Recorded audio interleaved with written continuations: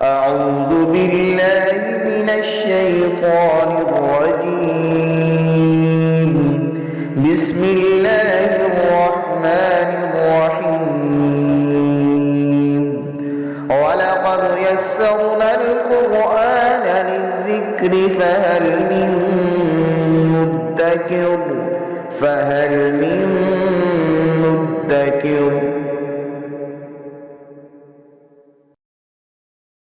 بسم اللہ الرحمن الرحیم. سورہ بقرہ کی 254 آیہ مقدسہ ہے. اعوذ باللہ من الشیطان الرجیم. بسم اللہ الرحمن الرحیم.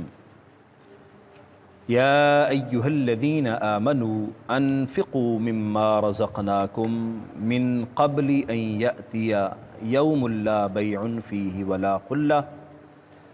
ولا خلة ولا شفاعة والکافرون هم الظالمون.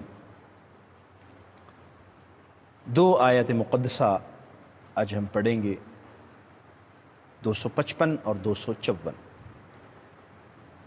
254 میں اللہ تبارک و تعالیٰ نے خرچ کرنے کے متعلق ارشاد فرمایا، اور 255 آیہ مقدسہ آیت الکرسی ہے،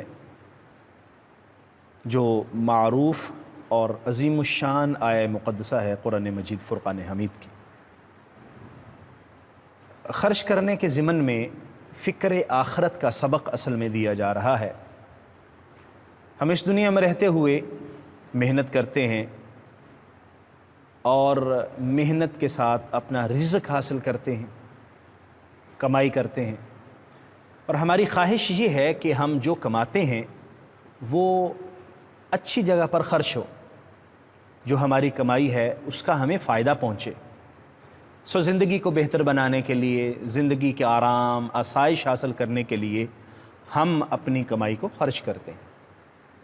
تو اللہ تبارک و تعالیٰ نے اسی ضمن میں ہمیں جو دائمی آسائش ہے اور دائمی زندگی ہے اس کی طرف متوجہ فرمایا کہ جب ہم اس دنیا کے اندر ہم اپنے پیسوں کو، اپنے مال کو خرچ کرتے ہیں تو ہمیں اس عارضی زندگی کے اوپر خرچ کرتے ہوئے دائمی زندگی کو بہتر بنانے کی طرف بھی سوچنا چاہیے کہ اپنے خرچ میں ہم اپنی اخروی زندگی کے لیے کیا خرچ کر رہے ہیں اپنے مال میں سے.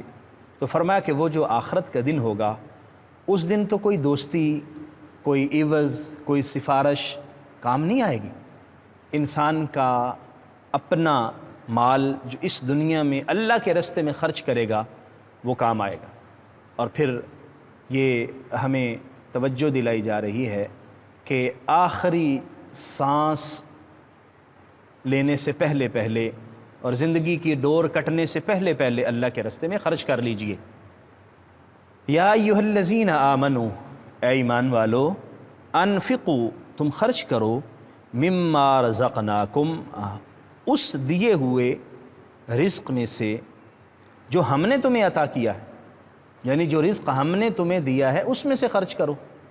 تو بڑی آسان بات ہے کہ ہم نے کون سا پلے سے خرچ کرنا ہے، وہ تو اللہ کے دیے ہوئے رزق میں سے خرچ کرنا ہے. فرمایا ہم نے تمہیں رزق دیا اور اس رزق میں سے کہہ رہے ہیں کہ اپنی آخرت کے لیے خرچ کر لو. مما رزقناکم، اس میں سے جو ہم نے تمہیں رزق دیا، من قبل، اس سے پہلے ان یأتی یوم، کہ ایسا دن آ جائے، لا بیع فیہ، جس میں کوئی خرید و فروخت نہیں ہو سکے گی، ولا خلۃ، کوئی دوستی نہیں ہوگی، ولا شفاعۃ، اور کوئی سفارش نہیں ہوگی، والکافرون هم الظالمون، اور کافر اصل میں ظالم کافر ہیں جنہوں نے اللہ جل مجدہ کو اپنا رب تسلیم نہیں کیا، اللہ کے وحدہ لا شریک ہونے کو تسلیم نہیں کیا. اصل میں ظالم وہ لوگ ہیں جو شرک میں مبتلا ہیں. یہاں پر قیامت کے دن کی خرید و فروخت، دوستی اور سفارش کا بالکل انکار کر دیا گیا. اس کا یہ مطلب نہیں ہے کہ وہاں کوئی کسی طرح کی دوستی کام نہیں آئے گی، نہیں، دوستی کام آئے گی، لیکن وہ اچھی دوستی ہوگی جو اہل تقوی کی دوستی ہوگی. قرآن نے اس کا ذکر کیا ایک اور جگہ پر، الاخلاء یومئذ بعضهم لبعض عدو. یہاں پر جو ہماری دوستیاں ہیں وہاں دشمنیوں میں تبدیل ہو جائیں گی، لیکن جو اہل تقوی ہوں گے جن کی باہمی محبت تقوی کی بنیاد پر، ایمان کی بنیاد پر ہوگی، آخرت میں وہ کام آئیں گے۔ ہمارا اگر تعلق اہل اللہ سے ہوا تو وہ کام آئے، ہمارا تعلق نبی رحمت صلی اللہ علیہ وسلم سے ہوا تو آقا کی سفارش ہمارے کام آئے گی، آقا کریم صلی اللہ علیہ وسلم کا تعلق ہمارے کام آئے گا، اہل اللہ کے ساتھ تعلق ہمارے کام آئے گا، اور وہ دلائل ایسے موجود ہیں۔ سفارش کے بھی حوالے سے، شفاعت کے حوالے سے سورہ بقرہ کے اندر پہلے پارے میں بھی اس کا انکار کیا، لیکن وہ سفارش جو کفار کے لیے ہوگی، اہل ایمان کی سفارش وہ مومنوں کو فائدہ دے گی، اس کا ذکر جو ہے وہ آیت الکرسی میں بھی آ رہا ہے اور قرآن کی دیگر آیات میں بھی ہے۔ سو ہمیں حکم دیا گیا کہ ہم اس دنیا میں رہتے ہوئے اللہ کے راستے میں خرچ کریں تاکہ آخرت میں ہمارے کام آئے۔ اللہ لا الہ الا ہو، یہاں سے آیت الکرسی کا آغاز ہو رہا ہے۔ آیت الکرسی قرآن کی ایک عظیم الشان آیہ مقدسہ ہے۔ نبی رحمت صلی اللہ علیہ وسلم نے ایک صحابی سے ارشاد فرمایا میں تمہیں بتاؤں نا کہ قرآن کی سب سے عظیم سورت کون سی ہے، عظیم آیت کون سی ہے؟ تو انہوں نے اس کے یا رسول اللہ ارشاد فرمائیے۔ آپ نے فرمایا قرآن کی سب سے عظیم آیت آیت الکرسی ہے۔ آیت الکرسی کی فضیلت میں بہت ساری احادیث مبارکہ وارد ہیں۔ ایک حدیث میں آقا کریم صلی اللہ علیہ وآلہ وسلم نے ارشاد فرمایا کہ ہر نماز کے بعد جو شخص آیت الکرسی کو اپنا وظیفہ بنا لیتا ہے، ہر نماز کے بعد آیت الکرسی پڑھتا ہے، اس کے اور جنت کے درمیان صرف موت حائل ہے، اس کے علاوہ اور کوئی چیز حائل نہیں ہے۔ یعنی آیت الکرسی کو جو اپنا وظیفہ بناتا ہے، اللہ کریم اس کو جنت عطا فرماتا ہے۔ اسی طرح حفاظت کا بھی ذکر ہے کہ ایک نماز کے بعد آپ نے آیت الکرسی پڑھی تو دوسری نماز تک اللہ کریم اس آیت کی برکت سے آپ کی حفاظت فرمائے گا۔ بڑی معروف روایت، صحیح بخاری کی روایت ہے، حضرت ابو ہریرہ رضی اللہ تعالی عنہ فرماتے ہیں کہ نبی رحمت صلی اللہ علیہ وسلم نے میری ڈیوٹی لگائی، جو صدقات کا مال تھا اور جو طعام تھا اس پر میری ڈیوٹی تھی۔ ایک شخص رات کو آ گیا اور وہ مال چوری کرنے لگا، میں نے اس کو پکڑ لیا، وہ منت سماجت کرنے لگا، میں غریب آدمی ہوں، مجھے چھوڑ دو۔ سو میں نے اس کی حالت اور کیفیت دیکھ کے چھوڑ دیا۔ دوسرے دن پھر آ گیا، نبی کریم صلی اللہ علیہ وسلم جانتے تھے، حضور فرماتے کہ وہ پھر آئے گا، وہ پھر آئے گا۔ تیسری رات جب آیا تو میں نے کہا اب نہیں تجھے چھوڑوں گا، 2 دن تجھے چھوڑتا رہا ہوں، آج نہیں چھوڑوں گا۔ اس نے کہا نہیں آپ مجھے چھوڑ دیں، اس کے بدلے میں آپ کو ایک ایسی آیت بتاتا ہوں کہ جو آپ کو فائدہ دے گی۔ حضرت ابو ہریرہ فرماتے ہیں میں نے کہا چلو بتاؤ۔ اس نے کہا کہ تم جب بھی سونے کے لیے اپنے بستر پر جاؤ تو آیت الکرسی پڑھ لیا کرو، آیت الکرسی کی برکت سے شیطان تمہارا کچھ بھی نہیں بگاڑ پائے گا، تمہارا نقصان نہیں پہنچائے گا، اور اللہ کریم حفاظت کے لیے ایک فرشتہ مقرر فرما دے گا جو ساری رات تمہاری حفاظت کرے گا۔ تو حضرت ابو ہریرہ فرماتے ہیں کہ میں نبی کریم صلی اللہ علیہ وسلم کی بارگاہ میں حاضر ہوا، حضور نے خود پوچھا ابو ہریرہ وہ رات والے چور کا کیا بنا؟ میں نے عرض کیا حضور ایسے ایسے، اس نے کہا، حضور نے فرمایا بندہ جھوٹا ہے لیکن بات سچی کر کے گیا۔ پھر حضور نے پوچھا ابو ہریرہ پتہ ہے کہ وہ کون تھا؟ میں نے اس کہا نہیں یا رسول اللہ۔ حضور نے ارشاد فرمایا وہ شیطان تھا اور ہے جھوٹا لیکن یہ بات وہ سچی کر کے گیا ہے آیت الکرسی کے متعلق۔ تو اس آیت مبارکہ کی بہت ساری عظمت ہے، بہت ساری شان ہے۔ آئیے اس کا ترجمہ اور تفسیر سمجھنے کی کوشش کرتے ہیں۔ اللہ تبارک و تعالیٰ کی وحدانیت سے اس کا آغاز ہے، گویا کہ اللہ تبارک و تعالیٰ جل مجدہ کی بہت ساری جو قدرتیں ہیں، اللہ کے کمالات ہیں، ان کا یہاں ذکر ہے۔ سب سے پہلا اللہ لا الہ الا ہو، وہ مالک تنہا ہے، اس کے علاوہ کوئی اور معبود نہیں ہے، وہ وحدہ لا شریک ہے۔ الحی، وہ زندہ ہے، القیوم، اور قائم ہے اور قائم رکھنے والا ہے۔ الحی اس کو کہتے ہیں جو از خود سے زندہ ہے، اس کو کسی نے زندہ رکھا ہوا نہیں ہے، وہ اپنی طاقت سے زندہ ہے۔ ہم تو زندہ ہیں اللہ کے زندہ رکھے سے، جب تک اللہ کی مرضی اور منشا ہے ہم زندہ ہیں، جب اس کی طرف سے حکم ہوگا ہماری زندگی کی سانسیں ختم ہو جائیں گی، لیکن وہ مالک ہمیشہ سے زندہ ہے اور ہمیشہ زندہ رہے گا، اور اس کی زندگی کسی کے محتاج نہیں ہے، ہماری زندگی محتاج ہے۔ قیوم، وہ خود ہی قائم ہے اور ساری کائنات کو قائم رکھنے والا ہے، ساری کائنات کا نظام قائم کرنے والا ہے۔ لا تأخذہ سنۃ، اس کو نہ تو اونگ آتی ہے ولا نوم، اور نہ ہی نیند آتی ہے۔ جو نیند سے پہلے کی کیفیت ہوتی ہے اس کو اونگ کہا جاتا ہے۔ اللہ تبارک و تعالیٰ اونگ سے بھی پاک ہے اور اللہ تبارک و تعالیٰ نیند سے بھی پاک ہے۔ لہو ما فی السماوات و ما فی الارض، اسی کی ملکیت میں ہے جو کچھ آسمانوں میں ہے، جو کچھ زمینوں میں۔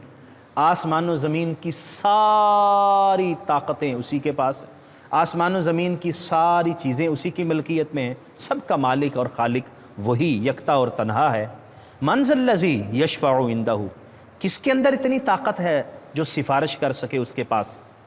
کسی کے اندر اتنی مجال نہیں ہے، کسی کی اتنی مجال نہیں ہے کہ وہ اللہ کی بارگاہ میں سفارش کے لیے اپنے لب کھول سکے، الا باذنہ، مگر اللہ کی اجازت کے ساتھ۔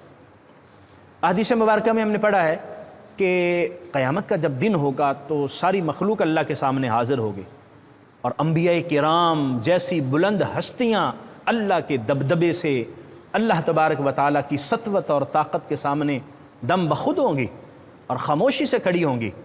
اس وقت ایک ہستی ایسی ہوگی جو اللہ کے سامنے سجدہ ریز ہو جائے گی اور اللہ کی حمد و ثنا کرے گی، اور وہ ہستی میرے اور آپ کے نبی آقا دو عالم نور مجسم شفیع معظم صلی اللہ علیہ وسلم حضور سجدے میں پڑھیں گے، آقا کریم صلی اللہ علیہ وسلم اللہ کی حمد و ثنا کریں گے، اللہ کی تعریف کریں گے، ایسی ثنا کریں گے کہ آج تک ایسی اللہ کی تعریف کسی نے نہیں کی ہوگی۔